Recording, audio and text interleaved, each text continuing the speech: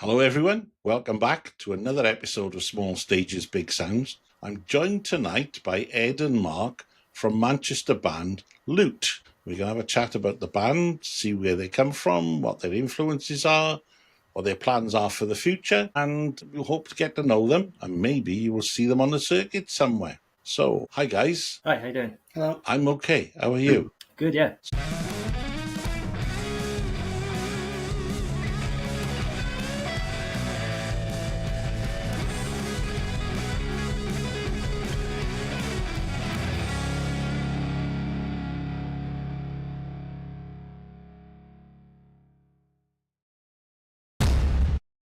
So, would you like to introduce yourselves? Well, I'm Med Truscott. I'm lead singer and guitarist from Lute. I'm Mark Hatton, lead guitarist. So, who or what are Lute? Who or what are Lute? Well, that's a big question, isn't it? Well, Lute. Well, should we run through the rest of the band, shall we? Okay. On bass, we've got Jacqueline, who does backing vocals as well, and on the drums we've got Johnny Baxendale. And we're a four-piece prog rock band from Manchester.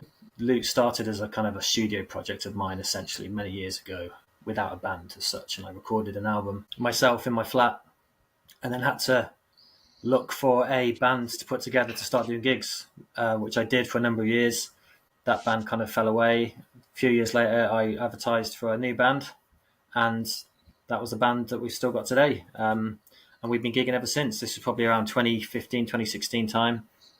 We first got together, and then we've been playing mostly around Manchester since then, really, learning or playing the songs that I'd originally recorded myself, but then we've spent the years after that writing and recording, playing new stuff live, and then finally, as we'll probably get to later on, finally recording the new album last year. So, it's been an epic journey so far, yeah. Like most prog bands, it's gone on forever. Yeah, absolutely. I don't mean to be derogatory, you know what I mean. No, it is life imitating art. That's what it is, yeah. It takes time to get there.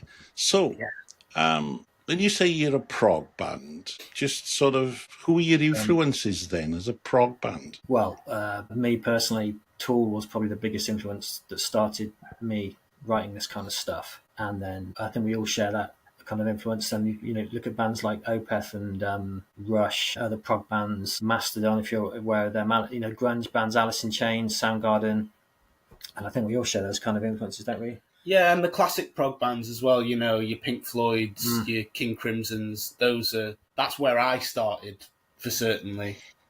With prog, I was originally, when I first got into music, I was really into metal. Then I kind of went into this 70s old school prog thing. And then after that, I merged the two. So I got into prog metal. I found the best of both worlds. Well, I have to say, I like the prog bit. I'm not so sure about the metal bit. That's a different issue altogether. That's an age thing. Yeah, I suppose. I've got a big prog influence, listened to all of them over the years. Pink Floyd, Genesis, yes, King Crimson, as you said. But some of your tracks, I'm picking up other influences in there. And I quite like the music, I will say. And as I said, we'll play some tracks after, particularly Fears and potentially Discovery.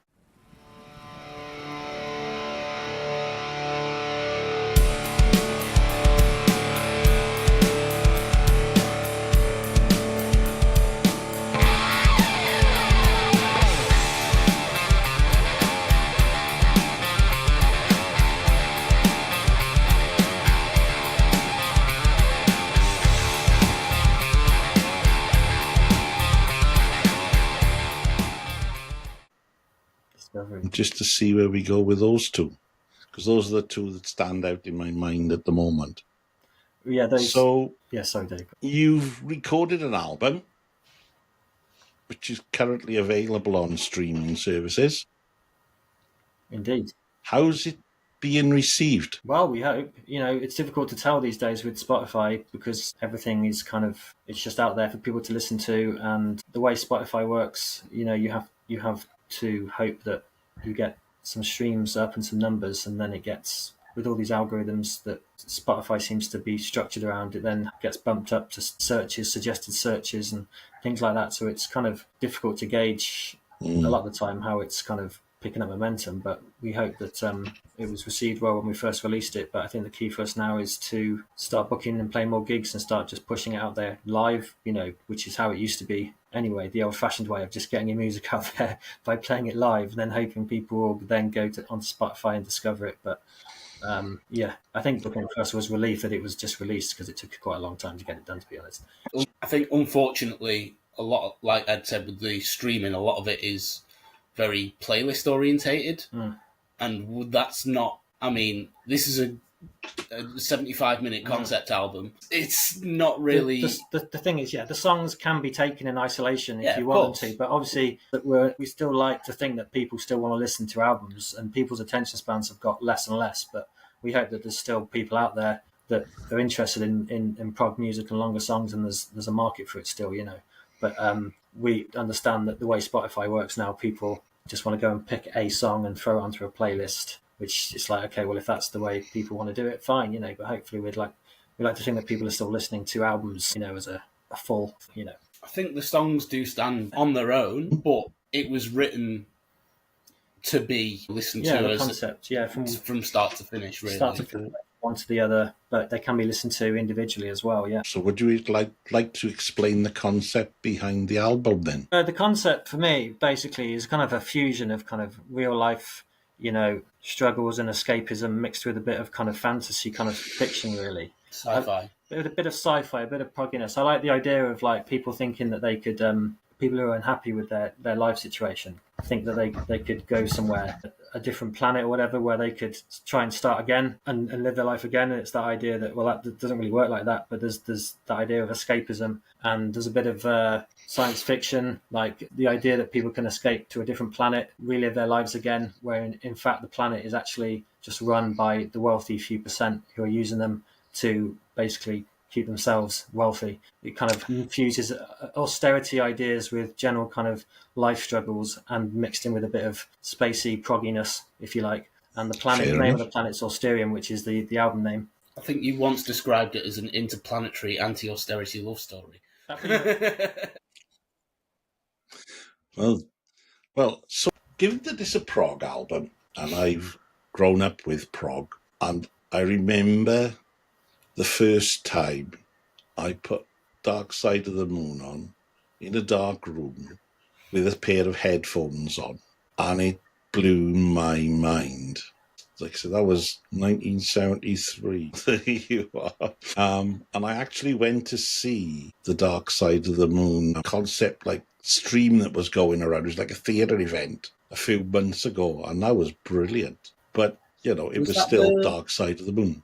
Was that the Redux? Or yeah. Was this, yeah, the Redux, yeah. Yeah, but it was still Dark Side of the Moon, yeah. It was brilliant. It took me back to being that 14-year-old boy listening to Dark Side of the Moon through headphones. So would you suggest that the best way to listen to your album is beginning to end in a darkened room with headphones on? Probably, yeah. It doesn't have to be headphones. A good set of speakers will do. But that's what we actually did that. We actually did sit in the dark, didn't we, for our album through with the band? I think you can listen to it wherever you want. I mean, when I was listening to the mixes or just the album from start to finish when it was done, I was just walking around the block or whatever, on the train, on the bus. I think you can get into a space, you can get lost in the music wherever you are, really, if you get into that feel. But yeah, headphones work. But I think most people listen to music now is with earphones and headphones anyway. So, but I think you can listen to it wherever you want. But yeah, if you're alone in a room, you can properly zone out, I guess. But I don't know, it has to be a darkened room or not. I don't know. Maybe you could have a lava lamp or something old school to add to the vibe, maybe. But that would really take it back. Yeah, exactly. Yeah. But anything that adds to the vibe, absolutely. Yeah. So to go back to your influences, I know Mark said that his influences go back to the classic prog bands, so the King Crimsons of the world. I was listening to Fears, and the tonal sound of the voice, the vocals, and the musical rhythm made me think instantly of Jethro Tull. Yeah, that's another another one of ours, that we like. Bit of Jethro. And I thought, would you mind? It sort of reminded me a bit of Teacher by Jethro Tull. But there we are. I'm not sure I'd know that one. Teacher. What album's that on? I haven't got a clue. I just know the track Teacher. It was a single at one point. but it's one of their bigger tracks. But it just hit me straight away. Nice. Could be a subliminal thing. We don't. I know Well, a bit of Jethro Tull, not loads, but I do like a lot of his stuff. Yeah. I mean, but if you think about it, I always try and put flute on our albums, which is kind of a prog thing. I always like I like to tick, and I always like to have a bit of flute on whatever we're doing. So it's a big Jethro Tull thing. yeah, isn't it? absolutely. You know, Ian Anderson he played flute. Well, I don't think we could stand on one leg, but Yeah. we could try. But nonetheless, like I said, it hit me like a bolt from the blue straight away as soon as I started listening to it. That is And the other one was Discovery. Discovery. It took me a long time to pinpoint this one, but the sound is very Blue Oyster Cult. Blue Oyster Cult. Nice. Okay. Nice. Well, Yeah. I was waiting. I was kind of expecting, because how many times have we played a gig and someone's come up to us and said Hawkwind? Hawkwind. A few times. But with like, Maybe because apart from Silver Machine, I don't think I've ever listened to a Hawkwind and song. we're not really a grungy kind of lo-fi sound, more of a kind of crisp, crunchier sound. But I guess live there's a bit more low end and bassiness, which might give it that Hawkwindy vibe. But I mean, Discovery and Fears kind of highlight what we are really: loud heaviness, but also the quiet string moments, which is kind of the thing with the album really. The small 2-3 minute tracks to kind of interlude between the bigger, louder stuff. It seems that somewhere over and above, a distant dream that won't come soon enough. The bitter sting will take you any day. Here's something that you'll treasure without pain. Yeah, But it does give you that thought and that space to think when you get those things. And this is what I like about prog, is that variability in the rhythm and the sound, you know. But that's just a personal thing. But it's a big market if you hit the right buttons, you know. So, as I said, I like the album.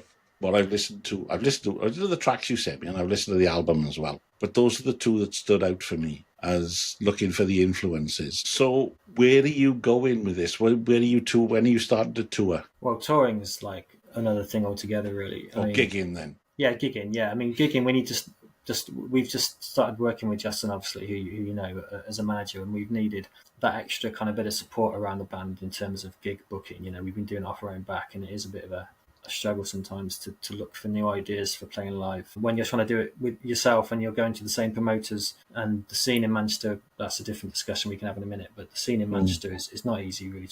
People from the outside might think that Manchester's got this kind of vibrant, great scene for bands to get booked gigs, which isn't necessarily the case, really. So obviously, having released this album, we need to start booking gigs and doing more shows, and Justin with a manager on board is hopefully going to help us. But the gigs we've done before outside of Manchester have a lot of the time been really good, you know, arguably better than the ones we've done in Manchester. So we're in a situation where we're happy to play anywhere, really. But in terms of going on tour, we need to obviously have a good kind of market there to justify the expenses of doing a tour. I think a lot of bands go off on tour and think it's great because they're on tour, but they're playing to empty rooms a lot of the time in wherever. If they haven't got a market there. So, we want to play further afield, but there's a balance to be struck between playing outside of Manchester and going off for miles to play somewhere where not many people know us. But we are and have played anywhere, really, and with any bands for that matter. We play with different types of bands because I think we fit into different kinds of genres. We play with heavy bands, we play with kind of indie bands, you know, less heavy bands. So in that regard, we're a bit more flexible as well. So like I said, I've been kicking around the South Wales scene now for a long time, but more to do with the things that I've done lately with the photography and the reviews and things like that. I got to know a lot more promoters and venues around the area, and I'll have a chat with Justin about that at some point, because he was looking to get some gigs in this part of the world. Yeah. But I'll have a chat about that. But just to give you an idea of looking for venues, it's not easy, I will say that. So give me 2 seconds. I just got to find the website. Right, I've got it. This may be a very useful website for you to get to look at. Okay. It's a website called Hereby. Okay. It's here, HEAR by.com. And you can see, there's Manchester. And you can see the venues that are there. So, The ones that haven't been you, played. you can see the ones that are further afield as well. So just click on that. It'll take you to whichever one it is, But it'll tell you, you can look at the good, yeah. venues, you can discover all sorts of venues, what's on, over the dates. You can scroll through those.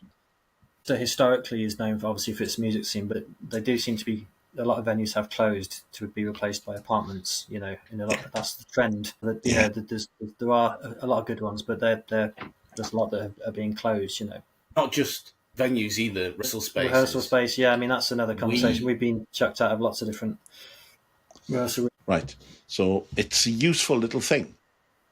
Look around, but yeah, I can see this is the whole point of this. It's the small stages, the big sounds, the places that people are running out of to practice. Yeah, it's the same sort of principle if you talk about sport. Without the small people that are bringing the children into the sport to go on to play, then teams are going to run out of players. And it's the same with music.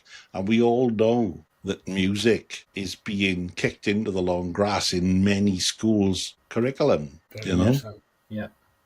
because it's not needed, not important. But then what's the first thing that important people do when they have an event? They look for musicians. Yeah. So there's that difference between the two, what they want and what they actually need. So you were struggling to find places to rehearse, and you're struggling to find the places to play. Well, thankfully, it was more of a we had a rehearsal space for over 10 years. Over 10 years, for really good. And then we got a clothing company bought the building and turfed everybody out. There were 2 floors of rehearsal. It was central, full of bands rehearsing, some studios. Yeah. A good kind of creative space. Then Boohoo bought it. We then got moved to another. We would then find another spot just slightly further out, Brunswick Mill in a mill, and Manchester obviously has a lot of old mills that have been converted to flats and whatnot. But there's a few that were still rehearsal rooms, and this was one of them. But then within a year, that got bought and turned into, well, it hasn't even been turned into anything yet. It's just an empty building. We got Boohoo as well. The same thing. The place before, nothing's come of that, which is a bit frustrating. Haven't been kicked out of it. So we got kicked out of the next place because it got sold for apartments. We had to rehearse in a kind of a nice place, but it was a semi-permanent place that wasn't our own. So we couldn't kind of leave our stuff there on a 24/7 thing. But now we found another site, which is kind of shipping containers, basically. So we're in a shipping container, but it's good. It works, because it's ours. It's ours 24/7 permanent space. So hopefully that will be there for the foreseeable future, and they won't get rid of that because it's just an old kind of empty space stacked up with shipping containers. So it'll be a bit more difficult for them to kick us out of that. A bit echoey. Yeah. No, it's all soundproofed and the sound. It's all fine, insulated and it's not just bare steel. Yeah, it's nice. It's got like a patios. Oh, one of those like building things, but they used to be a shipping container. They're rented out by businesses. You've got all kinds in there. Yeah, you've got the nail salons and hairdressers, and then you've got guys with studios in there, and then you've got people like us practicing. But it's definitely the trend, which I guess happens in most big cities. Creative people, bands have to move further out. It shouldn't be the case. You have to further out to find somewhere to practice, and but the city centre now is just getting any last square inch of space is getting filled up with apartments. So Manchester's kind of in that space where in a few years' time there'll be lots of people, but they won't have anything to do because all the venues will have been replaced by the apartments they're living in. So it bears it out this week. We've got we've had Oasis in town with doing these gigs, and the city has gone crazy for the nostalgia side of it for bands that have not been around for 20 odd years, but are they catering really for bands that are now up and coming now, local bands? There seems to be a much of a commitment to helping out the local scene now, but they're happy to go crazy for the nostalgic acts that come in and reform and stuff. Yeah, they'll pay 500 quid for a ticket to go and see them, but they won't say a fiver to go and see their local band in the local place. That's it, and part of that comes with the promoters and stuff. We obviously rely a lot of the time when we're going back to the gig booking side of things and venues. The venue might be great, but we need having the promoter to kind of help out as well. A lot of the time they rely on bands to bring their own people in and friends to come and watch the gig.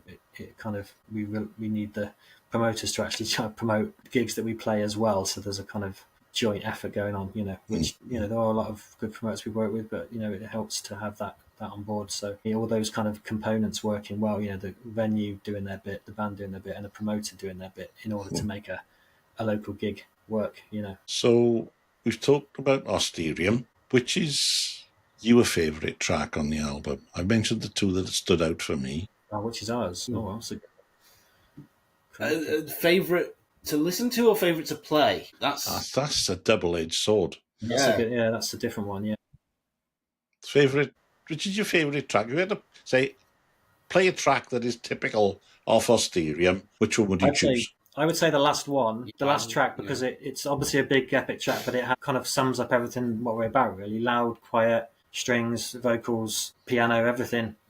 That's probably my favourite one, actually. In fact, if a favourite one to listen to, and probably favourite one to play, because it's got a good ending, and it's a good kind of crescendo, end of gig kind of song. So, yeah, probably that one. Yeah, I know it's cliche of the prog band to say it's their 15-minute epic that they prefer. But I agree with Ed. I think the elements from the rest of the album.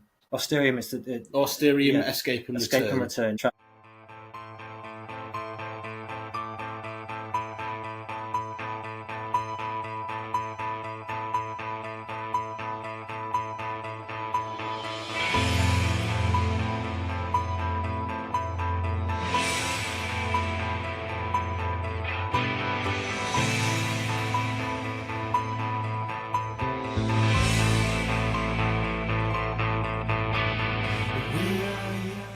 Right. Okay. So at least so as I know, if I could play a little bit at that point there, you see. Yeah. I mean, that's probably our favourite, to be fair. It's a good one to do live as well. It's good, like I said, it's got a good ending. So. Okay, so you've done this album. You're going to do some more gigs to help promote it. What are your future plans? Do you see Austerium 2?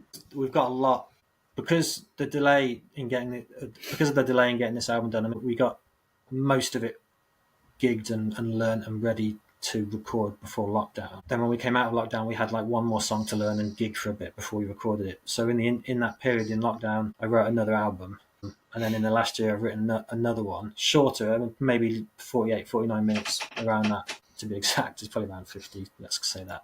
So the next, we've got 2 albums. I've written 2 albums, demoed them and written them, done, basically, about 50 minutes shorter. Then on top of that, we've just been writing stuff collaboratively in practice, all 4 of us together.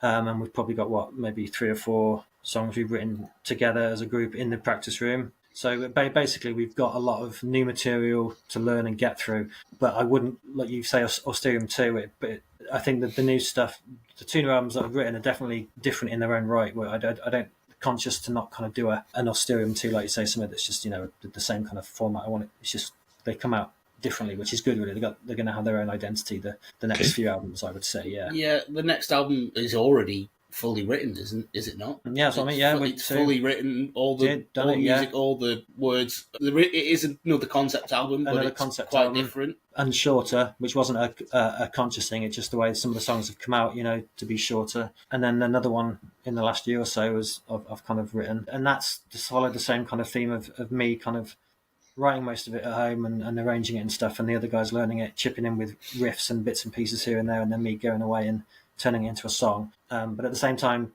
as of now, we're also, like I said, writing stuff, just the 4 of us in a room, writing stuff as a band, which is also good. So we've got a lot of stuff to get through. I think because this album, for whatever reason, took a while to do, Austerium, we've got this queue now of stuff, plug of stuff queuing up to get done. Yeah. Basically, the long and short of it is this man is a writing machine and just won't stop.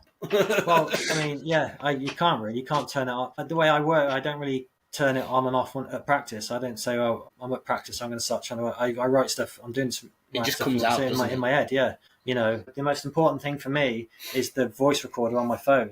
Because I need that wherever I am, on the bus, walk into the shops or whatever. If I think of something, I need to record it. When we're in the practice room and we're writing stuff together, I quickly get the phone out if somebody's doing something that sounds good. Because I go and document it, and then I'll go home and listen to it and try and make something out of it, Yeah, I think that's something that you've done a lot, especially, I know a couple of the tracks on Austerium were like this, where I came forward with riffs and Ed took them away and created 10, 15-minute songs Epics. out of it. Yeah, the voice recorder for a musician is the most important thing. Years ago, it would have been a dictaphone, but these days it's just the voice recorder on your phone to get stuff done. And it's easier to use. And easier to use. But basically, the in answer to the original question, yeah, but we have got new stuff to be done, but I wouldn't call it Austerium 2. It's going to have its own identity, I think, the next new stuff. The title for the stuff you've been writing together could be And Then There Were Four. Yeah, yeah.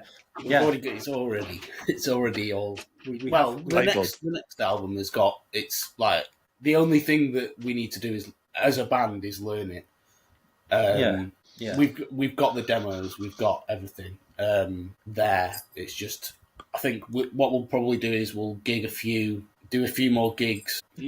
Yeah, I mean, we've got the new songs we're writing now. We'll probably do those first live, actually, because we're writing those as of now together. But there's also the stuff that I've demoed and whatnot. That's the whole thing's ready to go. It just needs the rest of the guys to learn it. So there's a bit of flexibility as to what we're going to do live next and record next. But we've got a lot of stuff to get through. Yeah, I think the rest of the year is probably to try and do some more gigs to promote this album, and then probably next year focus on what we're doing next. Yeah, because Austerium took a long time to do. The plan we will want to try and get more stuff out a lot quicker and maybe quicker succession the next few albums than it's taken to get this one done. Just so there's more conscious of having more stuff up there on Spotify, more of a catalogue for people to listen to, And the new songs are probably, some of them are kind of shorter as well, which is just the way these new songs have gone, which is nice to mix in the shorter songs in a set with the longer stuff, Yes, picking a set is, especially if you've only got half an hour. Doesn't take long for us. We have 3 songs. That's 3 songs for us. So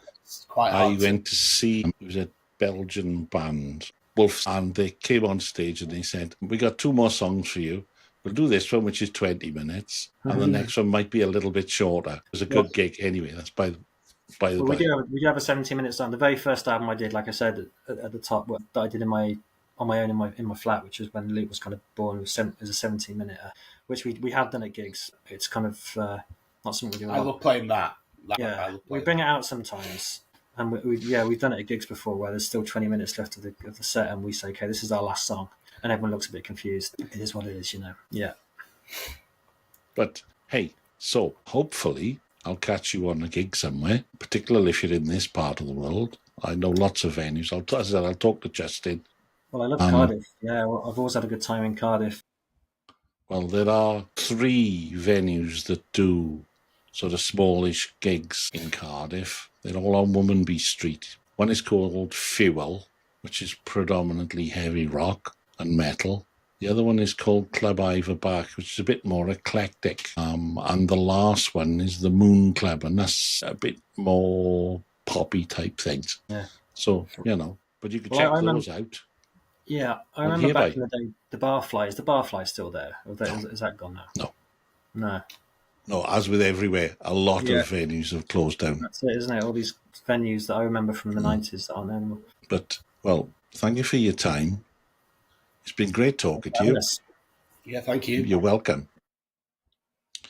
So, Ed and Mark, thanks for your time. Do you have anything exciting that you'd like to add that may be coming up in the future? Well, yeah, some exciting news. Our next show will be at Gulliver's in Manchester on September 29th, supporting Tiberius, which should be a really good show. So hopefully anyone who's in the area or not might want to come and check us out then. Gulliver's a great venue as well. We've played that Great before, venue, in the Northern Quarter. So, come and see us there. Yeah, we'll hopefully see some of you there. Well, brilliant. Yeah, enjoy the gig. And like I said, if you got any more music coming out and you want to send it my way, you've got a fan. Thank you. Awesome. Please say, we'll do. Okay. There's no point just in reviewing it because he's got a bit of a bias. Yeah. Well. Yeah. Okay. Take care, guys. Cheers. Thanks a lot. Cheers.